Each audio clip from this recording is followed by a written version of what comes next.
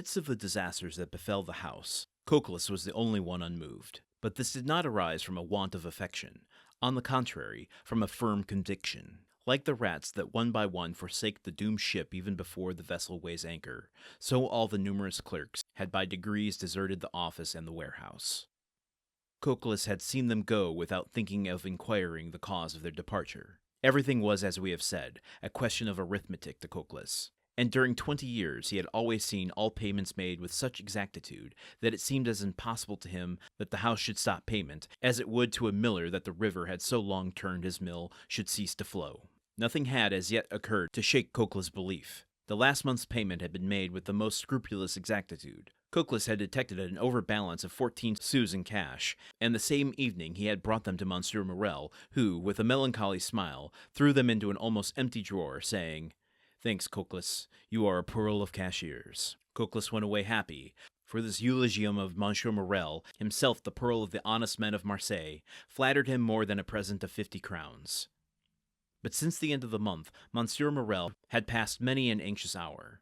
In order to meet the payments then due, he had collected all his resources, and, fearing lest the report of his distress should get bruited abroad at Marseille when he was known to be reduced to such an extremity, he went to the Beaucaire fair to sell his wife and daughter's jewels and a portion of his plate. By this means the end of the month was past, but his resources were now exhausted.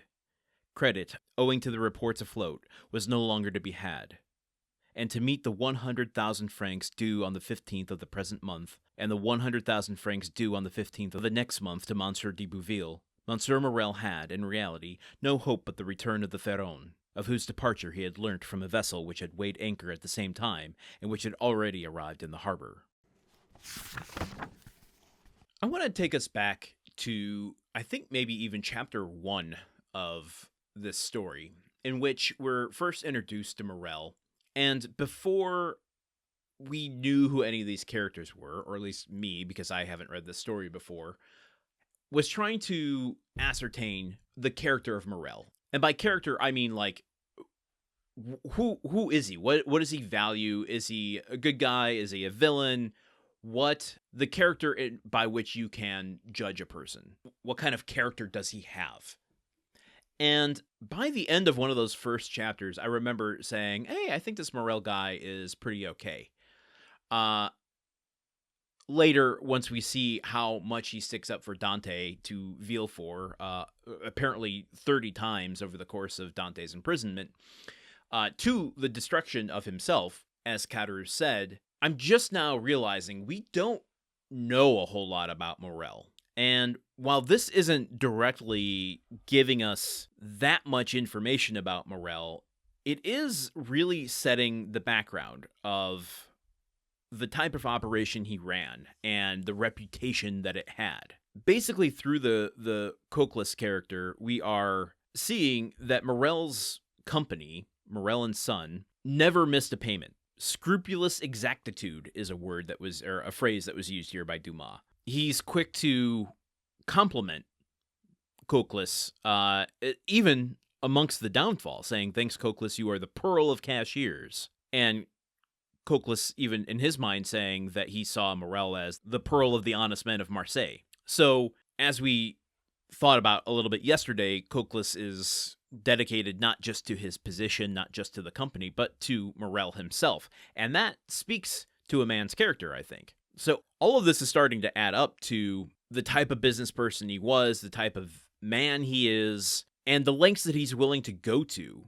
And it doesn't seem like he's acting out of selfishness. He doesn't want to just keep this business afloat for himself, but also for his employees, for his family, that he's going to such an extent to sell his wife's and daughter's jewels to pay all of his credits, where not paying his bills or renegotiating on when they're due might keep him afloat longer. It would begin to damage his reputation, and it does seem like he's the type of person who wants to hold on to that dignity. If we step into his shoes, he's thinking, I would rather be a respected man in destitution than an ill-respected man in wealth, which is the exact opposite of what we've heard about Danglars and Fernand and how they made their fortunes, even though we haven't seen them yet. I am certain this juxtaposition and this mirroring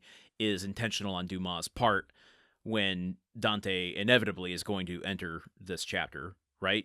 I mean, he was going from Caderousse, getting the information on Morrel. It seems logical that he's going to end up here, but getting ahead of myself.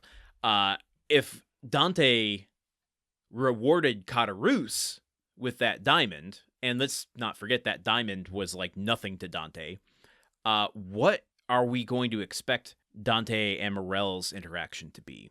Well, I'm going to stop myself there because I am getting too ahead of myself. Let's just find out by continuing here tomorrow. I'm curious to learn more, as I was getting to earlier, about who Morrel is as a character, since we haven't really seen that much of him. There's been more alluded to than we've actually seen with Morrel, so I'm excited to see who this man actually is. So join me here tomorrow as we find out a little bit more about Morrel. I don't know why I went southern with that. Okay, see you then. Okay, goodbye.